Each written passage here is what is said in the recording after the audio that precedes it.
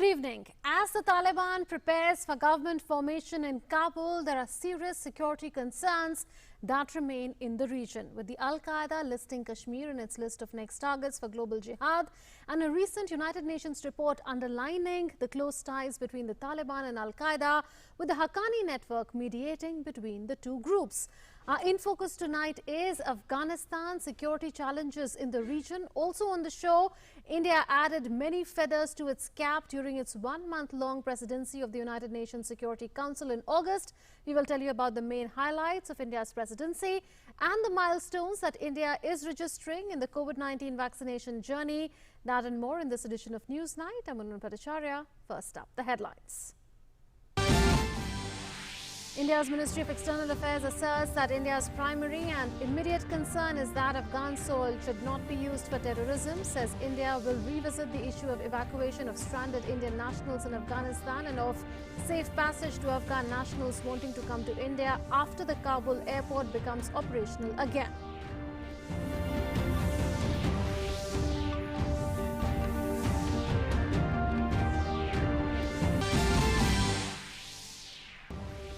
Taliban prepares to form government in Kabul. Russia rules out mediation between Taliban and Panjshir leaders. Top US general says it was unclear whether the Taliban had changed from the ruthless group they once were, even as British Foreign Secretary points to the need to engage with the Taliban on Afghanistan.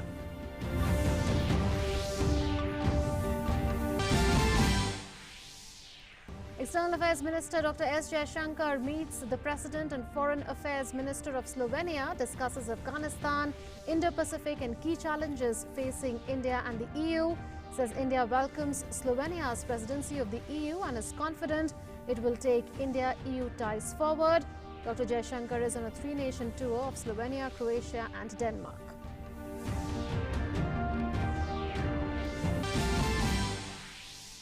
Defence Minister Rajnath Singh asserts the government of India will not let terrorists succeed. Says the surgical strike gave a clear message to the world that India can kill terrorists on this as well as by crossing the border if the need arises.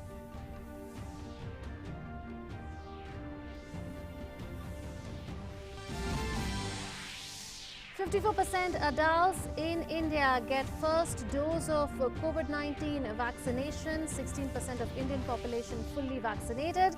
Over 66 crore 50 lakh vaccine doses administered in India so far. India's Ministry of Health says second wave is still on in the country, but the number of COVID-19 affected districts have fallen from June 2021. Four-member team from National Centre for Disease Control reaches Firozabad in UP to ascertain details of the fever spreading in the city in Uttar Pradesh that has claimed lives of children after transferring the Chief Medical Officer of Firozabad. Uttar Pradesh Chief Minister Yogi Adityanath forms a three-member committee to bring the situation under control.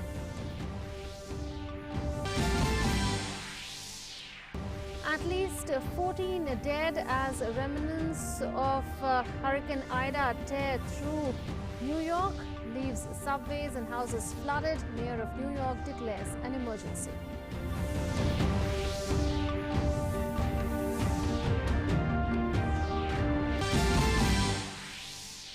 And Indian athletes continue their spectacular show in Tokyo Paralympics. Pramod Bhagat seals a berth in the semi-final of badminton event. And Prachi Yadav qualifies for women's canoe sprint semi-final.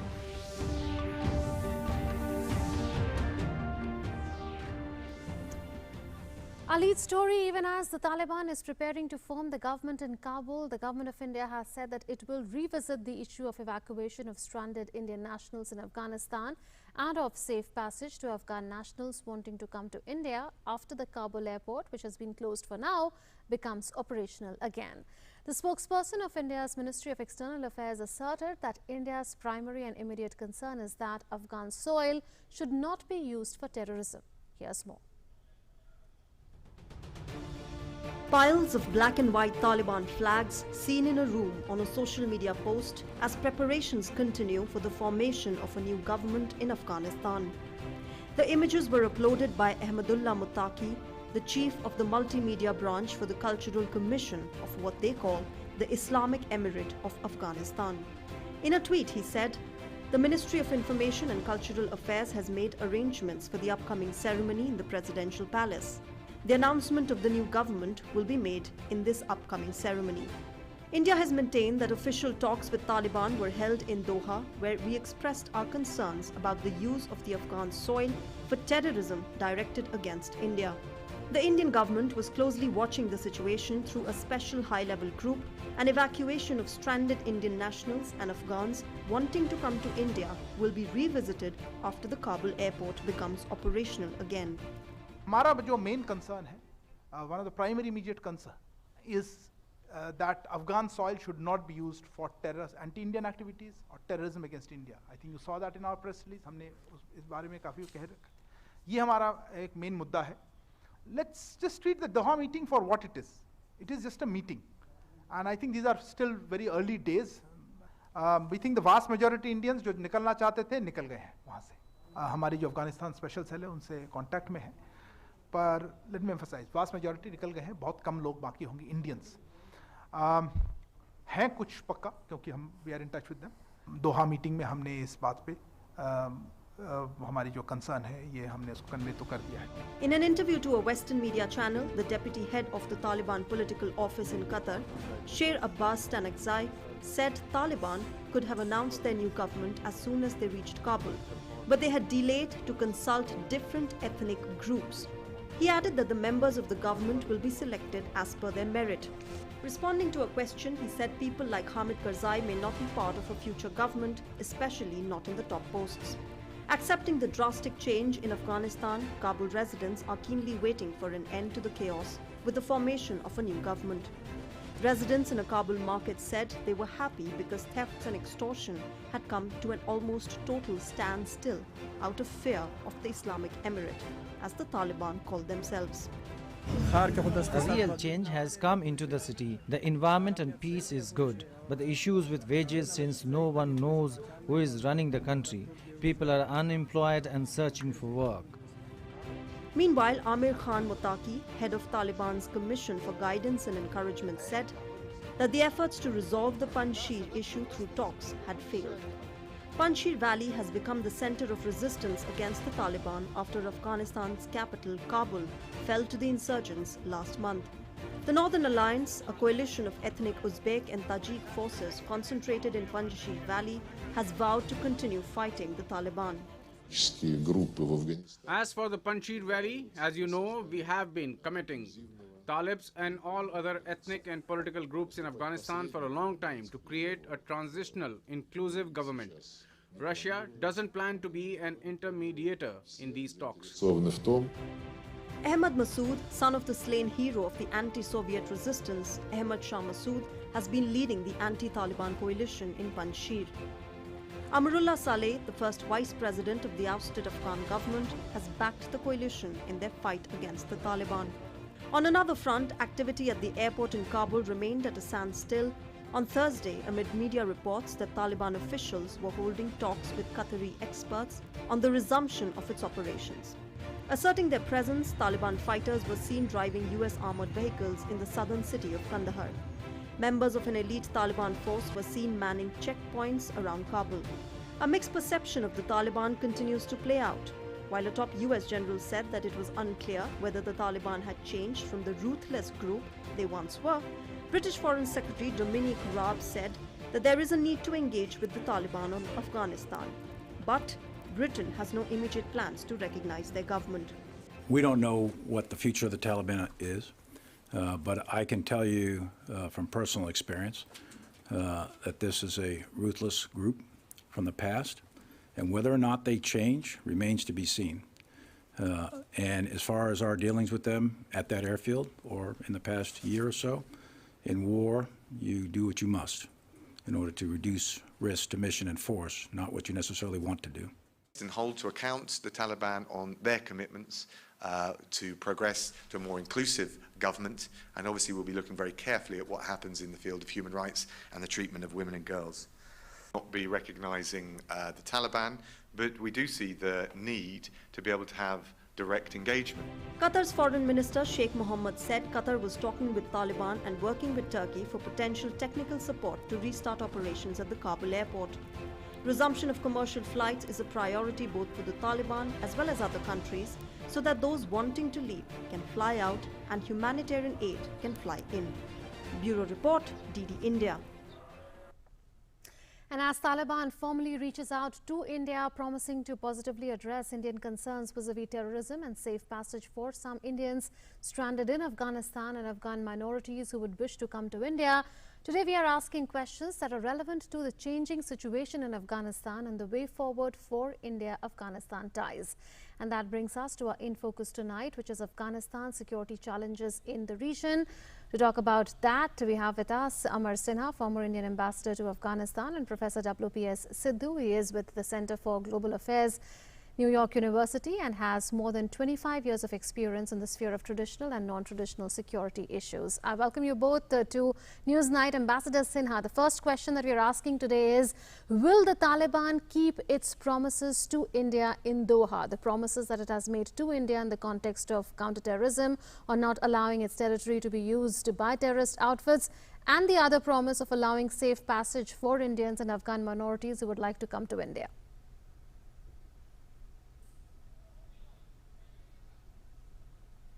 The Americans that they will not attack departing American soldiers, I think they kept. But that is because there was absolutely zero conflict of interest.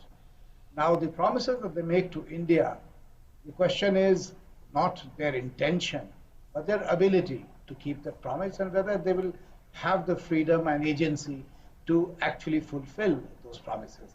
And that is the key question. So ultimately, Taliban has to prove that it is independent.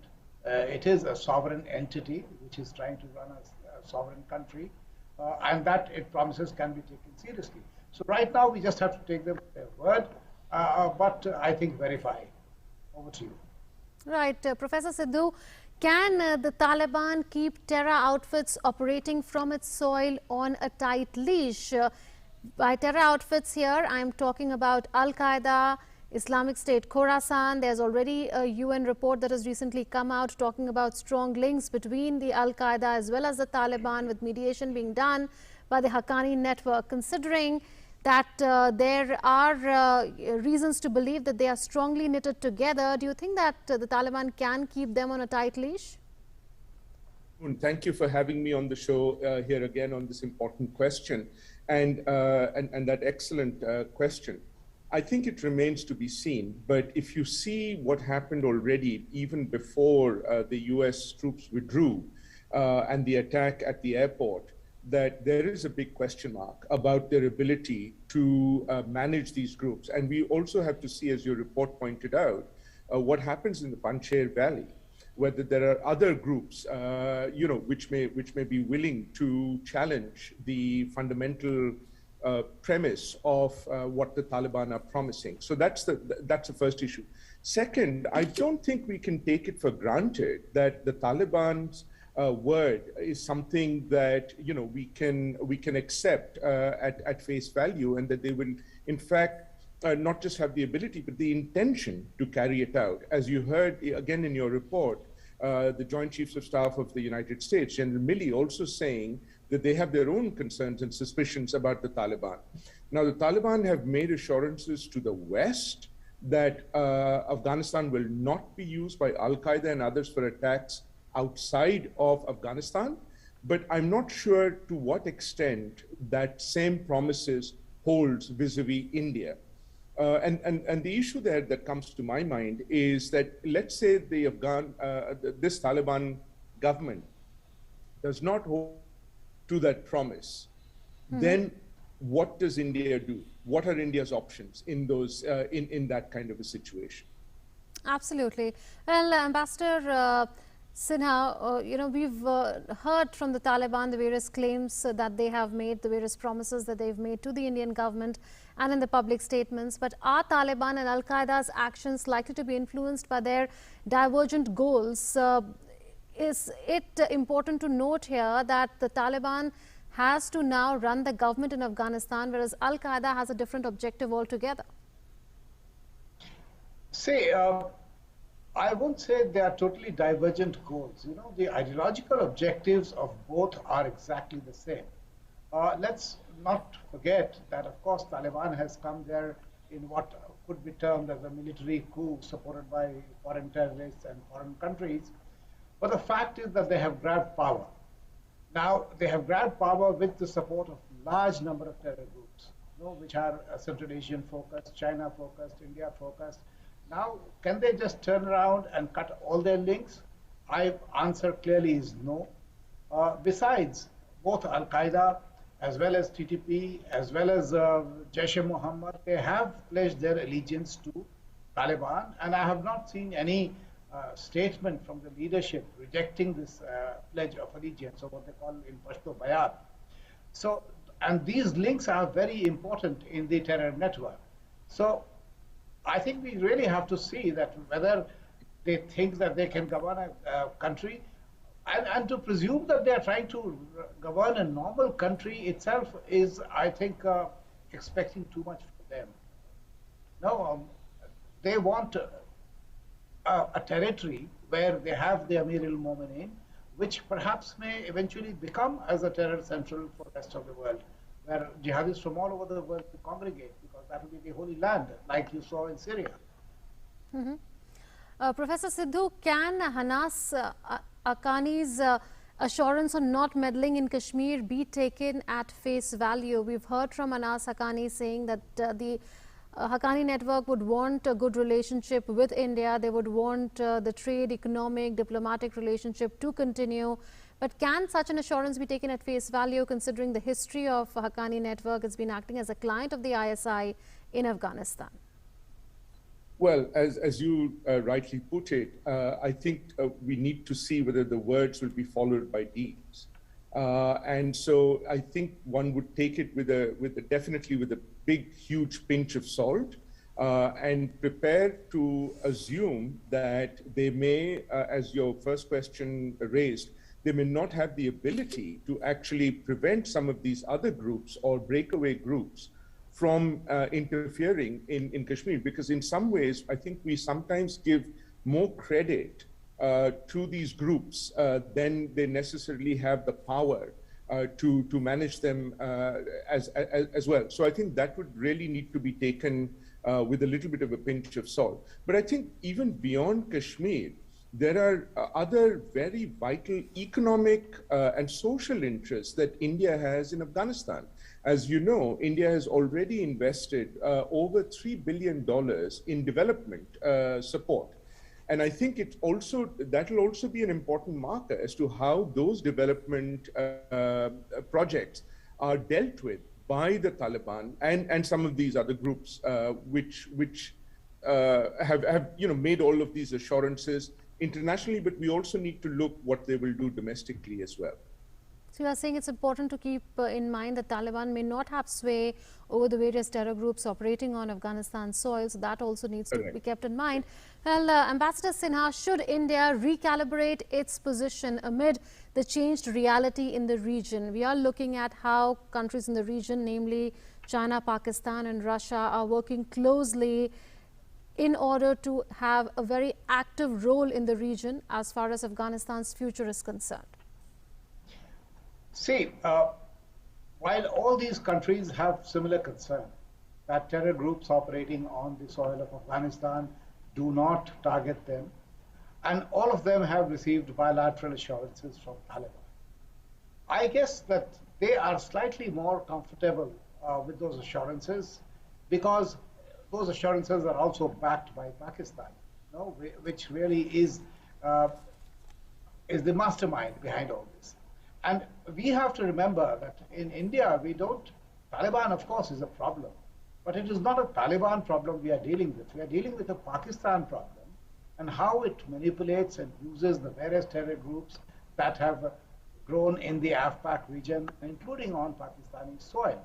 Now, whether Taliban in Afghanistan will have control over those groups and Pakistani policy, I have serious doubts. It will really become a case of the tail wagging the dog if that ever happened. But that is not going to happen. So we just take those assurances for what they are, but we just have to keep our guard up, and we have to, our responses, our focus on where the terror emanates from, as far as India is concerned, has to be laser sharp. Absolutely.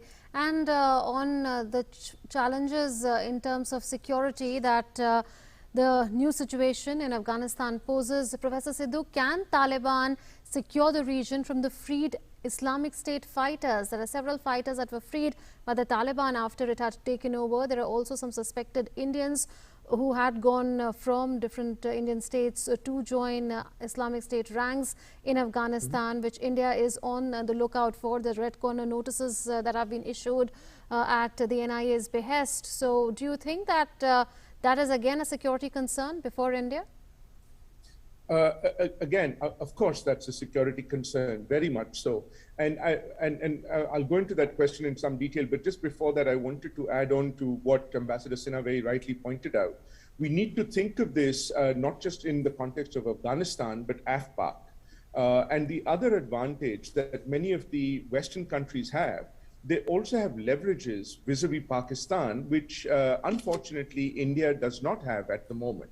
But let me come back to your central question about Indians and others who may have joined up these causes, and if there are red corner or red notices, then I think it is also beholden on the Taliban to decide if they want to be a normal state. If they do want to be a normal state, then certainly they will work through the international protocols and agreements and understandings, including handing over groups which may have, or individuals who may have been held in prisons there with inimical approaches to India.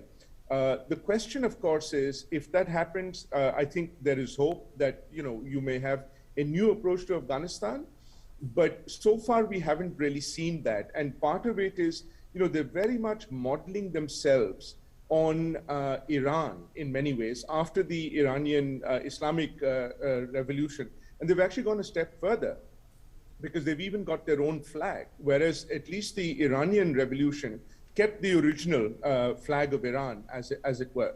So I think it still remains to be seen how far the Taliban are willing to be good citizens of the world, or whether they're going to try and be more like North Korea, and in some ways also Iran, which also will pose challenges and problems. Absolutely. Well, Ambassador Sinha, as the Taliban heads towards government formation, there is a lot of interest and also concern around whether the government will be inclusive, will it have representation from various ethnic groups, will it also bring women in prominent positions or not. So will women's rights be protected under Taliban rule? That's the question to you. In the cabinet, I don't know. I haven't heard of any name or even suggestions that somebody could be included. In terms of inclusivity, what I see in the last 15 days since they have come to Kabul really is that they are just trying to accommodate the different factions within Taliban right now. Forget about people who are outside, who are non-Taliban. I think then they are very low on their priority. And I think I heard something to that effect being stated by one of the leaders, that an inclusive government is not their priority right now. Just government formation and making sure that the Taliban cohesion stays together is their key priority. And these internal tensions are what is also causing this delay, besides the fact that they're waiting for the American troops to leave. So let's see. They, of course, on women's rights, they have said that it will all be protected under the Sharia, but this is exactly what they said in 1996, and then you saw what happened and how they mistreated women. So the test of them really is, if we have to see whether they have changed or not, are they any different from Taliban one, or it is just a new packaging and a new narrative that they are trying to sell for recognition and for international support. So if it's old wine in new bottles, will be known over time, because like you all say, the test of the pudding is in the eating. And of course, there is a famous case of a prominent Afghan journalist also having fled Afghanistan after interviewing a Taliban spokesperson. Well, towards the end, Professor Sidhu, is Taliban's victory going to embolden terror groups, considering that you've also spoken about how there are ideological similarities between various such groups? again, I'll draw a parallel with Iran in many ways, because I think there was a big debate even within Iran after the Islamic revolution, whether they wanted to be at the forefront of carrying on similar revolutions in other parts of the world, or whether they wanted to consolidate their power within Iran in the first instance. And you've seen this also in the case of communism and communist countries in the past as well. I think you'll have a similar discussion going on within Taliban, and again, as you heard, there is in fact still a lot of dispute within them. I think the only thing they've been able to decide so far is who is going to be the Ayatollah or the caliphate of their government, very much like the Iranian model. But beyond that, I'm sure there are groups which want to consolidate their power within Afghanistan in the first instance. And I'm sure there are others who are arguing that we need to be, empowering similar Islamic caliphates in other parts of the world to provide, to make sure, a little like the Islamic State argument, which was there in Syria and Iran as well. So that's very much the debate which I think is going on. And depending on what happens in that internal debate, you're likely to see that evident in the actions of the Taliban as well. Absolutely. So there are many layers to the challenges in the region and the security architecture, because there are a number of terror outfits and perhaps they are all moving in different directions towards a similar goal, but remains to be seen whether the Taliban will really fulfill the promises it has been making to various world powers, including India. Thank you, Ambassador Sinha and Professor Sidhu, for having joined us with your perspectives. Beheshta Arghand, a prominent Afghan women journalist who had recently interviewed a senior Taliban leader, has fled Afghanistan. Her decision to flee to safety continues to raise questions about Taliban keeping its stated commitments on protecting the rights of Afghan women. Here's more. Beheshta Arghand has again garnered headlines. She is the Afghan journalist who created history by quizzing the deputy head of the Taliban political office in Qatar, Taliban spokesperson Maulavi Abdul Haq Hamad, a senior Taliban leader, becoming the first woman journalist to do so. However, in series of absurd events, she has now fled Afghanistan days after the interview, triggering concerns for the future of female journalists in Afghanistan. While on one hand, Taliban is leaving no stone unturned in creating a fresh image by stressing more on women empowerment, stories of journalists like Beheshta Arghand tell another tale. Women, the Taliban, they don't accept. So when a group of people don't accept you as a human, they don't have a good picture of you in mind. So, believe it, it is so difficult. You think there's a future for a journalist? You think a journalist can stay in Afghanistan? So, when there is no future for me, how can I stay in Afghanistan? How can I continue my job? In every department of the government ministries, almost half of the workers are women. So they can come back to their work and they can continue. Women are allowed to work because they have the right. Nothing will be banned for them, but they must work according to Islamic rules and with the hijab. In the early days of the takeover, Taliban released videos of schools for girls reopening, only to later say bar male teachers from teaching girls. While they invite women to join the workforce, they also tell them to stay home for their own sake because the Taliban is still not trained to deal with women. This clearly depicts the contrast in Taliban's actions and words. Bureau Report, DD India. External Affairs Minister Dr. S. Jaishankar is on an official visit to Slovenia, Croatia and Denmark. In the first leg of his visit, the External Affairs Minister is visiting Slovenia. He called on the Slovenian leadership today. In a tweet, he thanked Slovenia's President Borut Pahor for his gracious welcome. Dr. Jaishankar said deeply appreciated his long-standing support for the India-Slovenia relationship. Both leaders discussed key challenges facing India and the European Union.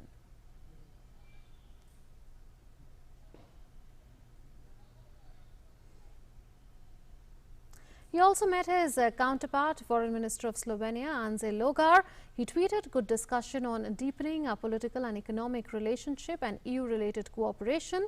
good exchange of views on Afghanistan and the Indo-Pacific. Dr. Jaishankar will also attend the Bled Strategic Forum being held in Slovenia and participate in the panel discussion on partnership for a rules-based order in the Indo-Pacific. For a long time, Indian diplomacy was focused on the larger European national states. So one of the first things I did when I became foreign minister was actually to visit Brussels. And I've tried to make it a point to actually make sure that we engage all the 27 EU members, which is why I'm particularly happy to be in Slovenia today. Because we do realize Europe is a collective enterprise, and you need in a collective enterprise to kind of have all the stakeholders with you as part of as much as possible. I do see a lot of issues where India and Europe have meeting points, and it's important to come to Europe, engage your European counterparts, discuss it with them. And one of them is actually, where does Europe stand vis-a-vis Asia and the Indo-Pacific? Because I would argue that especially after 2008, for reasons which we all know, Europe has been much more reticent about articulating its interests and backing that up beyond its immediate confines. And in a globalized world, that is not even in Europe's own interest. So Europe needs to know that it has friends in Asia, in the Indo-Pacific, that a lot of principles and values and outlook that Europe has, a lot of other countries share it. There you heard Dr. S. Jaishankar speaking at the panel discussion on partnership for a rules-based order in the Indo-Pacific. Meanwhile, Slovenia currently holds the presidency of the Council of the European Union and has invited Dr. Jaishankar to attend an informal meeting of the Ministers of Foreign Affairs of EU member states. During his visit to Croatia on the 3rd of September, the External Affairs Minister will hold bilateral talks with Foreign Minister and call on the Croatian leadership. During his visit to Denmark on the 4th and 5th of September, he will co-chair the 4th round of the Indo-Danish Joint Commission meeting along with Foreign Minister Jep Kofod. The JCM will undertake a comprehensive review of our bilateral cooperation under the Green Strategic Partnership, which was established during the virtual summit in September 2020. He will also call on Danish dignitaries. The visit of External Affairs Minister will provide an opportunity for reviewing the progress of bilateral ties with the 3 Central European countries and strengthening the multifaceted relationship with the European Union.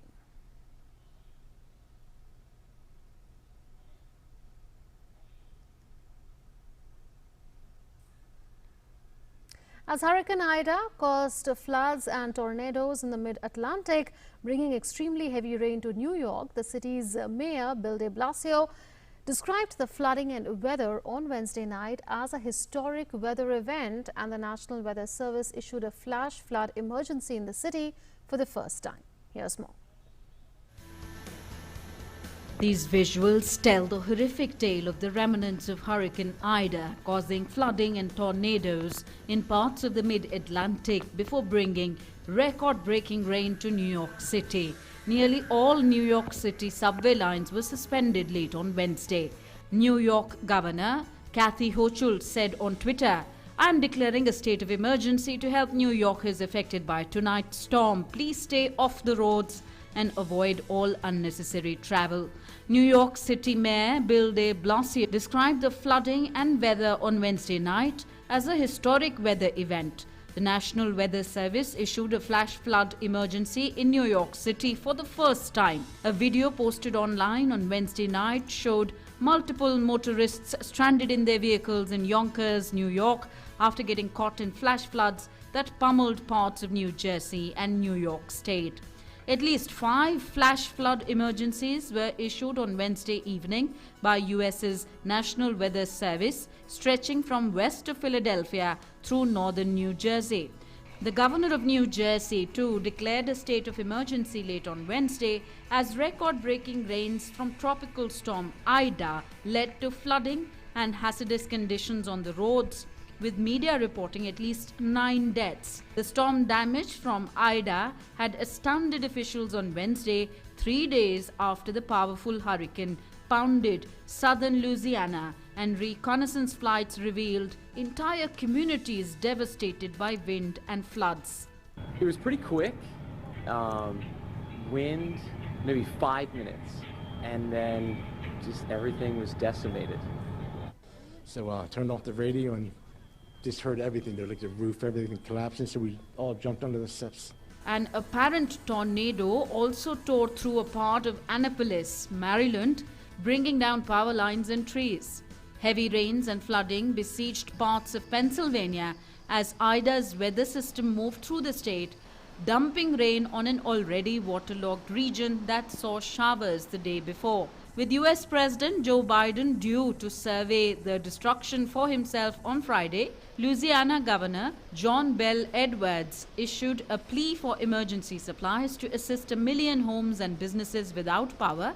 With countless homes destroyed and towns flooded, Hurricane Ida surely is evoking memories of Hurricane Katrina, which killed some 1,800 and nearly destroyed New Orleans 16 years ago. Bureau Report, DD India. India and the United States held a bilateral 2+2 inter-sessional meeting at the official level in Washington, D.C. on Wednesday, where both sides took stock of the progress and developments in the bilateral agenda under the India-US strategic partnership, including defense, global public health, economic and commercial cooperation, science and technology, clean energy and climate finance, and people-to-people ties. The officials had an opportunity to exchange assessments about recent developments in South Asia, the Indo-Pacific region and Western Indian Ocean, given their shared vision for peace, stability and prosperity and for a free, open and inclusive Indo-Pacific region.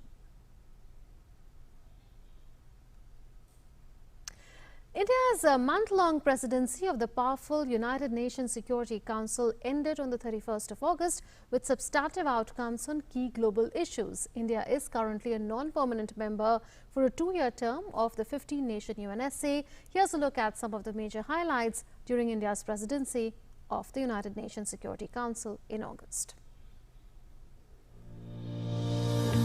India took over the presidency of the UN Security Council for the month of August. Key focus areas during its UNSC presidency were maritime security, peacekeeping and counter-terrorism. India has just assumed the presidency of the United Nations Security Council on the 1st of August. It is indeed an important moment for India and for all of us in the permanent mission of India to the United Nations. Here are the key highlights of all the events that took place during India's presidency. Prime Minister Narendra Modi chaired a high-level open debate on maintenance of international peace and security, maritime security. As the first Indian Prime Minister to chair an open debate at UNSC, the Prime Minister underscored the need for a framework of mutual cooperation to conserve and utilize our shared maritime heritage. लेकिन हमारी इस साझा समुद्री धरोहर को आज कई प्रकार की चुनौतियों का सामना करना पड़ रहा है।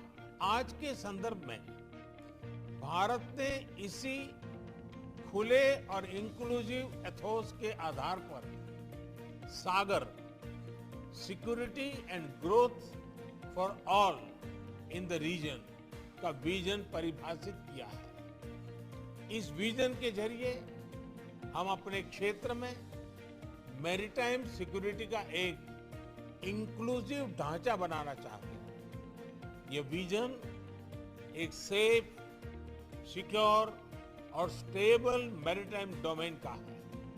External Affairs Minister Dr. S. Jaishankar chaired an open debate on technology and peacekeeping. He stressed on the crucial role of peacekeeping in maintaining international peace and security. Because the nature of peacekeeping missions and their attendant threats have become more complex, it is vital that our capabilities to secure the peacekeepers keep pace. We owe it to them. India has been a pioneer in UN peacekeeping, deploying more than 250,000 troops over the years in as many as 49 peacekeeping missions, serving under the blue flag. 174 gallant Indian soldiers have made the supreme sacrifice over the years. It therefore gives me great pleasure to announce that India is supporting the UN in the rollout of Unite Awareness Platform across select peacekeeping missions.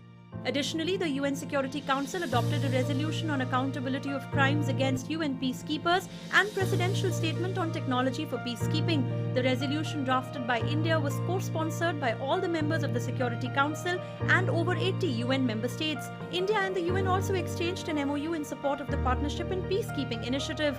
Dr. S. Jaishankar also chaired the UNSC briefing on threats to international peace and security caused by terrorist acts. In his address, EAM reiterated an 8-point action plan to credibly address the menace of terrorism and India's full support for counter-terrorism cooperation under the auspices of the UN.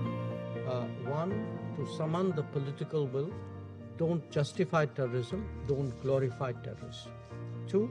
No double standards. Terrorists are terrorists. Distinctions can only be made at our own peril. 3. Don't place blocks and holds on listing requests without any reason. 4. Discourage exclusivist thinking and be on guard against new terminologies and false priorities. 5. Enlist and delist objectively, not on political or religious considerations. 6. Recognize the linkage to organized crime. 7. Support and strengthen the FATF. And 8. Provide greater funding to the UN Office on Counterterrorism. I call on this Council to collectively build on these principles. Foreign Secretary Harshvardhan Shringla chaired the UNSC meeting on the situation in the Middle East, including the Palestinian question. He presided over the adoption of 3 important mandate extensions of UNSC resolutions: Mali sanctions, UNISOM, United Nations Interim Force in Lebanon. UNSC resolution on Afghanistan was also adopted. India also chaired the briefing and consultations on Syria, chemical weapons, briefing and consultation on Afghanistan, briefing and consultation on Somalia, briefing and consultations on Afghanistan, briefing and consultation on Yemen, briefing and consultations on Syria, briefing on Iraq, briefing and consultations on peace and security in Africa. Other highlights include adoption of presidential statement on closure of United Nations African Union mission on Darfur, press statement on Afghanistan condemning terrorist attack against UN compound in Herat and expressing concern on Taliban's military offensive, press statement on Afghanistan, UNSC closed meeting on Myanmar, UNSC press statement on briefing on ISIL Daesh, press statement on terrorist attack on Kabul. Indeed, it has been a busy month and one in which we have rallied to seek consensus on several important issues within our purview.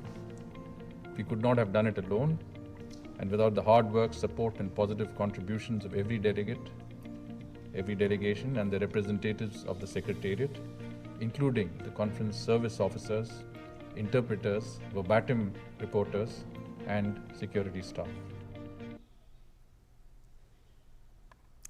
Indian Navy's offshore patrol vessel INS Savitri arrived at Chattogram harbour in Bangladesh carrying 2 960 LPM medical oxygen plants to support the ongoing efforts of the Bangladesh military and government agencies in combating the ongoing wave of the COVID-19 pandemic in their country. The MOPs have been developed and manufactured by DRDO in India.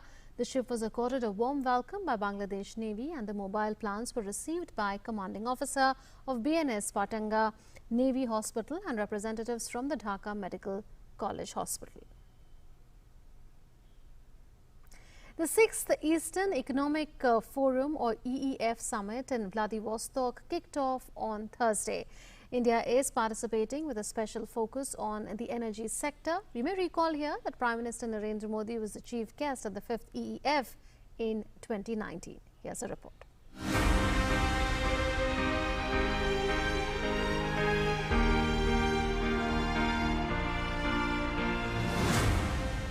India is participating in the 6th Eastern Economic Forum EEF Summit in Vladivostok.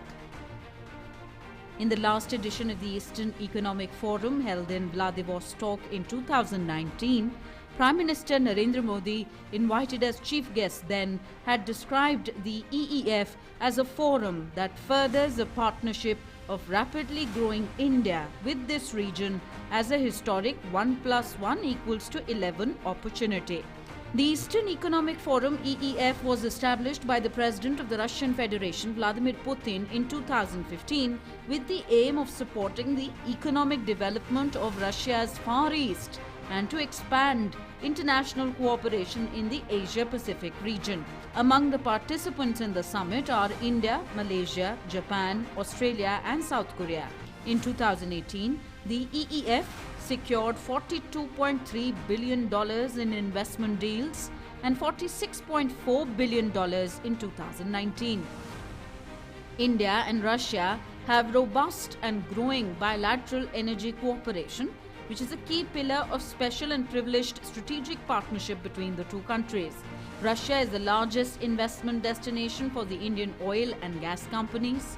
Indian public sector companies have made huge investments in Russia of about $16 billion, including in the Far East and East Siberia in oil and gas assets such as Sakhalin-1, Vankor and Tas-Yurik. Bureau Report, DD India. And India is continuing its fight against COVID-19 with a higher pace of vaccination. 54% adults in India have got their first dose of the COVID-19 vaccine and 16% of the Indian population is now fully vaccinated. Over 66 crore 50 lakh vaccine doses have been administered in India so far. And the Ministry of Health has said that the second wave is still on in the country, even though the number of COVID-affected districts have now fallen compared to June 2021. The pace of COVID vaccination has been ramped up in the country. India's COVID-19 vaccination coverage has surpassed the cumulative figure of 66.30 crore. 54% of the total adult population of this country has received at least one shot. देश में आज सुबह तक 50 करोड़ 97 लाख पहली doses दी जा चुकी थी, 15 करोड़ 32 लाख दूसरी डोज दी जा चुकी थी। तो यानी देश की वयस्क आबादी का 54% ऐसा है जिन्होंने एक ना एक डोज प्राप्त कर ली है। Let us see the overall COVID-19 situation in the country. More than 81 lakh doses have been administered in the last 24 hours. 47,092 new cases have been reported in the last 24 hours. Active cases account for 1.19% of total cases. India's active caseload stands at 3,89,583. Recovery rate currently stands at 97.48%. VK Paul, member Health Niti Aayog, highlighted the importance of COVID vaccine doses to pregnant women. Pregnant women का vaccination का कार्यक्रम और तेज गति से आगे आए। लगता है कि उतने लोग नहीं जुड़ पाए हैं जितने कि जुड़ने चाहिए। ये मैसेजिंग बहुत ज़रूरी है कि ये वैक्सीन गर्भवती महिला के लिए ज़रूरी है, उनकी अपनी सेहत के लिए, उनके बेबी के लिए। Kerala reported the highest number of COVID-19 cases in the country. It contributed 69% of India's total COVID cases. कुछ बढ़ोतरी है केसेस में और ये बढ़ोतरी दो राज्यों के केसेस बढ़ने की वजह से हुई है। हमने यहाँ पर यह भी बताया है कि जो 69% केसेस हैं पिछले सप्ताह देश भर में जो रिपोर्ट हुए वो एक राज्य केरल से रिपोर्ट हुए। In another development, BMC has made COVID RT-PCR test mandatory for international passengers arriving at Mumbai airport from UK, Europe, Middle East, South Africa, Brazil, Bangladesh, Botswana, China, Mauritius, New Zealand and Zimbabwe. This comes in the wake of discovery of a new strain of COVID. In light of the decline in COVID-19 cases, the Chhattisgarh government has issued an order permitting private and government schools to reopen for classes 6th, 7th, 9th and 11th with 50% attendance from Thursday. While in Gujarat, schools have been reopened for students of classes 6 to 8 in Gurunar in Ahmedabad on Thursday. Necessary measures to fight the spread of COVID-19 are being effectively led by central government and state governments. There is also a need to follow the COVID-appropriate behavior, especially during upcoming festivals, to stop the spread of virus. Bureau Report, DD India. Heavy rains lashed several parts of New Delhi and adjoining areas, causing traffic jams. In Bihar, the water levels continue to rise in rivers due to incessant rainfall in their catchment areas in Nepal. Rail traffic between Samastipur and Darbhanga is still disrupted, while in Assam, the flood scenario has witnessed an improvement over the last 24 hours. However, the number of flood-affected people still stands at over 6,47,000 in Assam. Heavy rain lashed several parts of New Delhi and adjoining areas for the second day in a row on Thursday. The rainfall has led to waterlogging in several areas. In Uttarakhand too, heavy rains led to traffic jams at many places. ITBP personnel of 14th Battalion rescued 4 locals near Milam, Pithoragarh, Uttarakhand from an altitude of 12,000 feet. These people were stranded across a mountain river for hours. The flood situation in several districts of North Bihar remains grim as all the major rivers in the area are in spate. The sudden rise in water level of many rivers due to incessant rain have thrown life out of gear. More than 40 lakh people in 26 districts have been affected by the floods. These districts include Darbhanga, Madhubani, Gopalganj, East Champaran, West Champaran, among others. यहाँ पर पानी ज़्यादा है और बहाव कम था। बांध का भी स्थिति उस तरह से नहीं था कि ये जो बांध अड़ सके, लेकिन पानी का ज़्यादा आने से बांध टूट गया। बांध टूटने का मतलब हो गया कि जो धीरे धीरे टूटते चला गया। लगभग आधा दर्जन पंचायत प्रभावित हुआ है इस बाढ़ से। While in Assam, the number of floods affected people has gone above 6,47,000. Presently, 1,295 villages are in submerged states as just a few villages have been inundated by flood water in the last 24 hours. Rescuers have evacuated above 1,500 people in the last 24 hours, deploying 61 boats across the state. Guwahati में भी severe flooding situation है, Tezpur Sonitpur district है, वहाँ भी flooding situation है। ऊपर डिब्रूगढ़ और ये सब में सीवियर फ्लडिंग सिचुएशन से रिसीड करके ये एबव नॉर्मल फ्लडिंग सिचुएशन में आ गए। Meanwhile, India Meteorological Department said that rainfall activity over central India is very likely to increase from 5th of September with fairly widespread rainfall activity and isolated heavy falls over Chhattisgarh during 4th and 6th September. IMD also said that above normal rainfall is likely in the month of September. Bureau Report, DD India. Union Home Minister Amit Shah inaugurated several development projects in the Vangiri district of Karnataka. He inaugurated the Gandhi Bhavan, Police Public Residential School and police quarters in virtual mode from the GM Institute of Technology in the Vangiri. He also inaugurated a high-tech library in the Institute of Technology. Besides, Home Minister also felicitated and interacted with valiant freedom fighters during this event.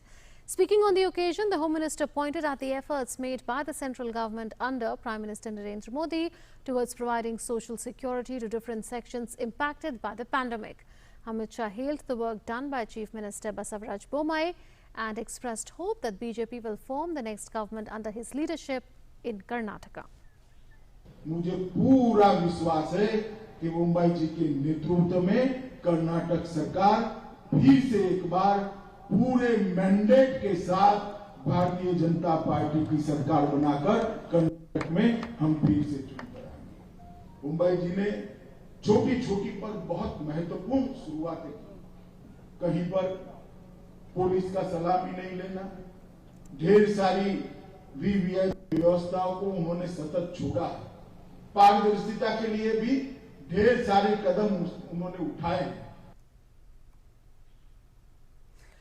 Defence Minister Rajnath Singh reviewed the Def Expo 2022 preparations at Kevadia in Gujarat. The event will be held in Gandhinagar between the 10th and 13th of March in 2022. On the occasion, an MOU was signed between the Ministry of Defence and Gujarat government for organising the expo in the presence of Rajnath Singh. The aim of the event is to achieve self-reliance in defence and increase exports and to make India a major destination of land, naval, air and homeland security systems and defence engineering. Defence Minister level conclave, hybrid events, live demonstrations and business seminars are being planned. The Defence Minister said that all efforts will be made to increase domestic and international participation. He also said that our aim is to make in India, make for the world. The Defence Minister also expressed confidence that India will soon become a global defence manufacturing hub. Bharat को आत्मनिर्भर भारत हम रक्षा के क्षेत्र में बनाना चाहते हैं, उद्देश्य यही है। और भारत एक इंपोर्टिंग कंट्री के रूप में पूरी इंटरनेशनल कम्युनिटी में रिकॉग्नाइज न किया जाए, बल्कि हम एक्सपोर्टिंग कंट्री के रूप में हम भारत को रिकॉग्निशन एक मिले, ये हमारी कोशिश है। और प्रधानमंत्री जी ने जो आत्मनिर्भर भारत का लक्ष्य दिया है, उसी के तहत हम लोग आगे बढ़ रहे हैं। In view of the rising number of suspected dengue cases in Firozabad, Mathura and other parts of Uttar Pradesh, authorities have launched a cleanliness campaign to raise awareness. The death toll due to suspected dengue has now risen to 42 in Firozabad. Firozabad DM has said that as per WHO, hemorrhagic dengue is a bit different and it attacks children very quickly.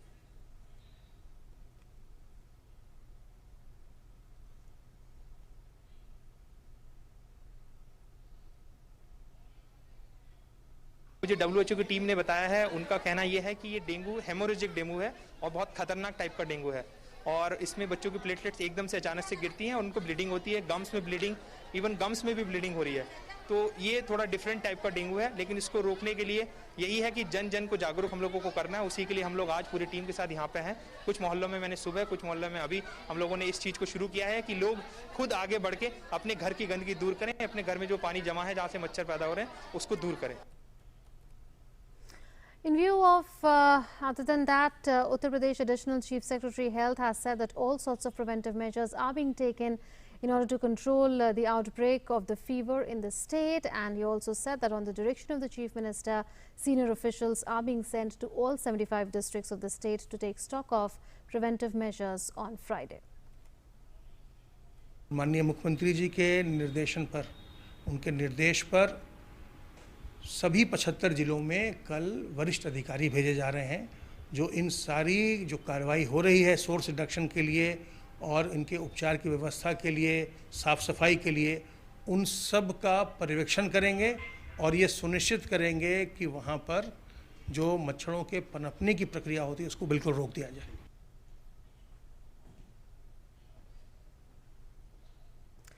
Former Rajya Sabha member and journalist Chandan Mitra died last night. He was 65. A two-time Rajya Sabha MP, Chandan Mitra, had been unwell for some time. He was the former editor and managing director of the Pioneer newspaper in Delhi. Mitra started in journalism as an assistant editor with the Statesman in Kolkata before moving to the Times of India in Delhi and then to the Sunday Observer. He went on to become editor of the paper and later moved to the Hindustan Times as executive editor. Mitra left HT to join the Pioneer as editor.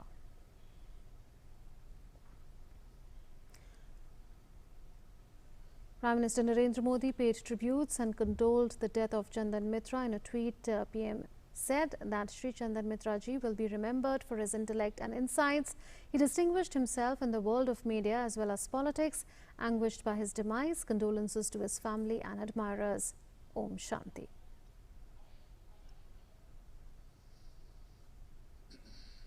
In Jammu and Kashmir, a separatist leader Syed Ali Shah Gilani died in Srinagar after prolonged illness. He was 91 years old. Security has been tightened in Hyderpora area of Srinagar. Restrictions have been imposed, including suspension of mobile internet services in the valley. IGP Kashmir Vijay Kumar said that only relatives will be allowed to move towards Gilani's residence and outsiders will not be allowed.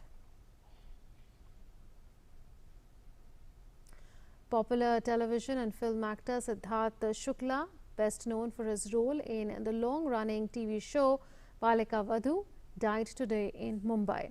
As per an official at the Cooper Hospital, he was brought dead to the hospital. Shukla suffered a massive heart attack in the morning. News from the Tokyo Paralympics now. Para badminton player Pramod Bhagat made it to the semi-finals of men's singles SL3 category. Bhagat defeated his opponent Chai Krov by 21-12, 21-9, straight 2 sets. In canoe sprint, Prachi Yadav qualified for the semi-finals in the women's single 200 meters VL2 Heat 1. Prachi finished at number 4 in her heat with 1:11.098 seconds behind leader Emma Wiggs. With this, hopes of a gold medal from her have risen. Prachi will now compete tomorrow in her semi-final race. With that, we come to the close of this edition of News Night. If you haven't gotten yourself vaccinated, go ahead and take your COVID-19 vaccine dose. Thanks for watching.